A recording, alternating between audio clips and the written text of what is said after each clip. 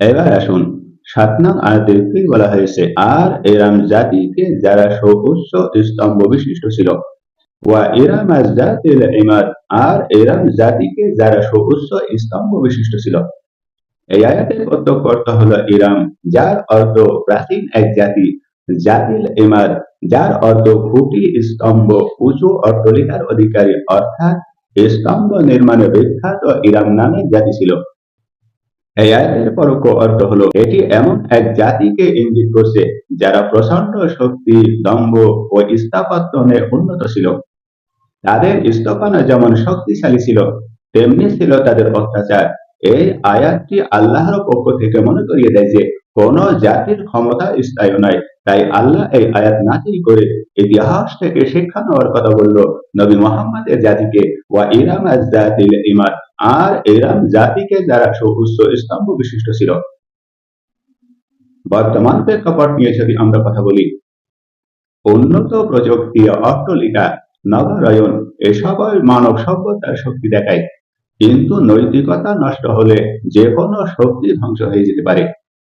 অতীতের ইরামের মতো কোন সমাজ আজও পতিত হতে পারে যদি অহংকার ও মানবাধিকার লঙ্ঘন ঘটে। আর ভবিষ্যৎ প্রেক্ষাপট হলো মানব জাতির যতই উন্নতি হোক, ঈশ্বরের নির্দেশ অমান্য করলে টিকে থাকতে পারে না। ভবিষ্যতের সভ্যতাগুলোর জন্য সতর্কবার্তা, ক্ষমতা নয় ন্যায়ও টিকিয়ে রাখে সভ্যতাকে। ক্ষমতা নয় ন্যায়ও টিকিয়ে রাখে সভ্যতাকে। নবী সাল্লাল্লাহু আলাইহি ওয়াসাল্লাম তিনি বলেছেন, ইরানের অস্তিত্বের ইঙ্গিত নিয়ে, আজ জাতি পৃথিবীতে শক্তি ও দেহে ছিল সবচাইতে বলবান। এটা আছে সহিহ বুখারী কিতাবুল আম্বিয়া। অতীত জাতির ধ্বংসের শিক্ষা হলো অহংকার ও জুলুমের কারণে আল্লাহ বহু জাতিকে ধ্বংস করেছেন। সহিহ মুসলিম কিতাবুল জুহুদ। তাফসীরের রেফারেন্স যদি দেই, তাফসীরে ইবনে কাসির তিনি বলেছেন যে ইরাম জাতি হলো আদ জাতির এক বংশ, যার শহর ছিল উঁচু স্তম্ভ আর বিশাল প্রাসাদে পূর্ণ। তাফসীরে আজ-জালালাইন সেখানে বলা হয়েছে যে জাতিল ইরাদ, জাতিল ইমাদ এর অর্থ হলো স্তম্ভ নির্মাণে বিখ্যাত, দেহে ও স্থাপনায় ছিল উচ্চ জাতি। তাফসীরে আল-কুরতুবী তিনি বলেছেন তারা পৃথিবীতে সবচাইতে সমৃদ্ধ কিন্তু অহংকারী জাতিগুলোর একটি ছিল। তাই আল্লাহ পাক রব্বুল আলামিন এই আয়াত নবী মুহাম্মদের কাছে ইতিহাস থেকে শিক্ষা নেওয়ার জন্য মুহাম্মদ সাল্লাল্লাহু আলাইহি ওয়াসাল্লামের কাছে তার জাতিকে সতর্ক করলেন, ওয়া ইরামা যাতিল ইমাদ, আর ইরাম জাতিকে যারা সুউচ্চ স্তম্ভ বিশিষ্ট ছিল। বিজ্ঞান ভিত্তিক যুক্তি যদি আমরা উপস্থাপন করি, আরব মরুভূমিতে উঁচু স্তম্ভ ও প্রশ্নতাত্ত্বিক স্তম্ভনা পাওয়া গেছে, যেগুলো প্রাচীন আদ জাতির স্থাপনার সাথে মিল রাখে। অতিরিক্ত সম্পদ, শক্তি এবং বিলাসিতা থাকা এই সমাজগুলো ইতিহাসে বারবার পতিত হয়েছে, তার মানে ধ্বংস হয়েছে, যা সমাজ বিজ্ঞানে একটি প্রতিষ্ঠিত সত্য কথা। তাহলে প্রাকৃতিক নিয়ম, জুলুম ও বৈষম্য টিকে থাকে না।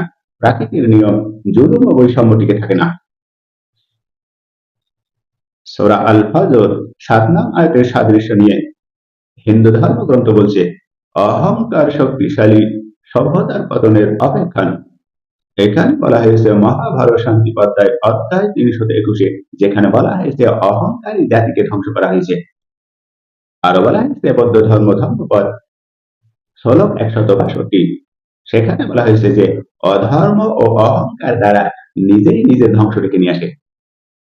আরো বলা হয়েছে খ্রিস্ট ধর্মগ্রন্থ বাইবেল ইসাইয়া গ্রন্থ অধ্যায় ২৩ পদ ৯, ঈশ্বর অহংকারী জাতিকে নত করে দেন।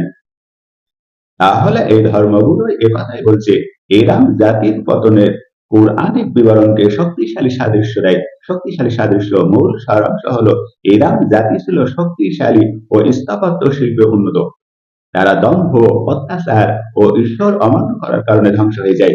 এটি ভবিষ্যতের সকল সভ্যতার জন্য সতর্কবার্তা। নৈতিকতা ছাড়া সভ্যতার কোনো মূল্য নেই, নৈতিকতা ছাড়া শক্তির কোনো মূল্য নেই। তাহলে সংক্ষিপ্ত সারসংক্ষেপ এটা, আর জাতি এবং এরম জাতি ছিল শক্তিশালী স্থাপনাগুলোর নির্মাতা। তাদের দম্ভ ও জুলুমের প্রতিফলন ছিল তাদের ধ্বংস। কোরআনের এই আয়াত সভ্যতার জন্য সতর্কবার্তা, সভ্যতার জন্য। এই ইতিহাস থেকে শিক্ষা নেওয়ার জন্য মোহাম্মদের কাছে এই ঘটনা নাযিল করলেন। ওয়া ইরামা জাতিল ইমাদ, আর এরাম জাতিকে যারা সহস্র স্তম্ভ বিশিষ্ট ছিল তাদেরকেও ধ্বংস করা হয়েছে। তোমরা যদি মোহাম্মদকে অস্বীকার করো, এই কোরআনুল কারীমকে অস্বীকার করো, তাহলেও তোমাদেরকে ধ্বংস করে দেওয়া হতে পারে। আল্লাহ পাক আমাদেরকে ইতিহাস থেকে শিক্ষা নেওয়ার তৌফিক দান করুন। সকলে বলুন আমিন।